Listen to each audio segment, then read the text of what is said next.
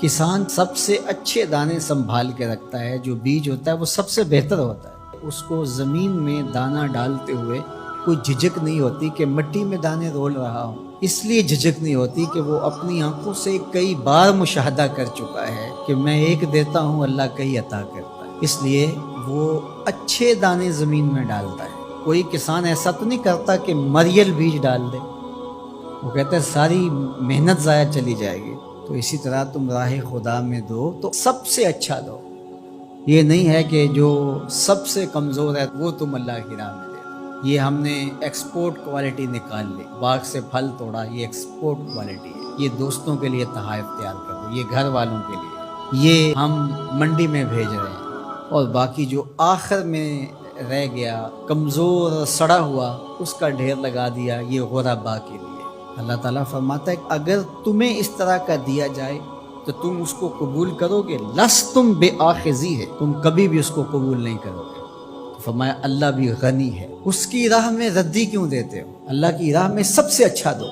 یہ تو پکی بات ہے، جس نے اللہ کے گھر کی تعمیر کی، اللہ اس کے لیے جنت میں محل بناتا ہے۔ اور یہ لازمی نہیں ہے کہ کوئی بہت بڑی جامع مسجد بنائی، بلکہ تتر کے گھونسلے کے برابر بھی اگر کسی نے مسجد بنائی، تتر کا گھونسلہ پوری اینٹ کا بھی نہیں ہوتا، آدھی اینٹ کا ہوتا ہے۔ دوسرے لفظوں میں کہیں، جس نے کسی مسجد کی تعمیر میں آدھی اینٹ دی، اللہ اس کا محل بھی جنت میں بناتا ہے۔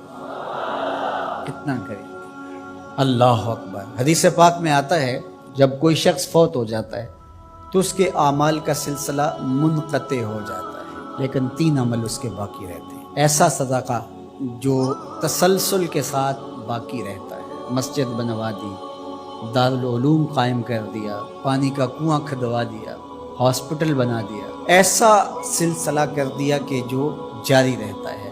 دوسرا، او علم ینتفع بہ، یا ایسا علم جس سے لوگوں کو نفع پہنچے، ادارہ قائم کیا، لوگوں نے وہاں حفظ قرآن کیا، دین کا علم سیکھا، لوگوں کو فائدہ پہنچا۔ جب تک علم آگے بڑھتا رہے گا، جس نے انتظام و انصرام کیا، اللہ اس کے نامہ اعمال کے اندر اجر داخل فرماتا رہے۔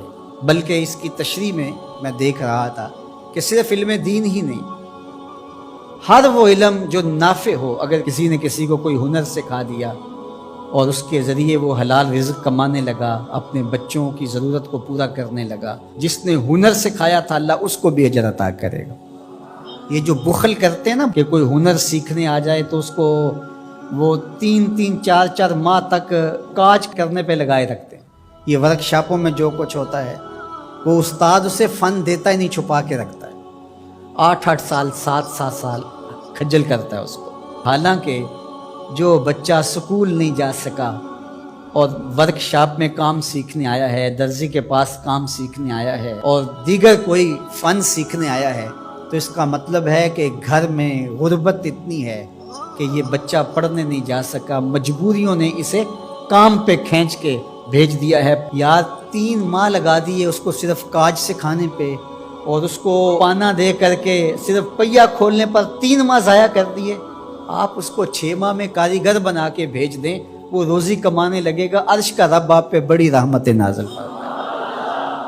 یہ کیا ہوا کہ آپ اس کو 6 سال تک اپنے پاس بٹھائے رکھتے ہیں اور 6 سال تک اس کو کام نہیں سکھاتے؟ یہ غریب گھر کا بچہ سیکھنے آیا ہے، ماں روزانہ روٹی دے کے بھیجتی ہے کہ میرا لال جلدی کام سیکھ جائے، بہنیں اس کی جوان ہو رہی ہیں، میں ان کے ہاتھ پیلے کرنے ہیں، اور اس نے کاجوں پہ لگایا ہوا ہے۔ یہ ابھی تک اس کو کچھ سکھا ہی نہیں رہا، 6 سال اس کے ضائع کر رہا۔ ذرا غور کیجئے، وہ کمائے گا، اس کی بہنوں کے ہاتھ پیلے ہوں گے، اپنے گھروں میں جائیں گی، آباد ہوں گی، اللہ اس کے رزق میں اس کے صدقے سے برکت ڈال دے گا۔ یہ کہتا ہے ٹھیک ہے، اس سے بھرپور فائدہ حاصل کر لو، اللہ پر بھی یقین رکھو، وہ تمہیں فائدہ دینے والا ہے۔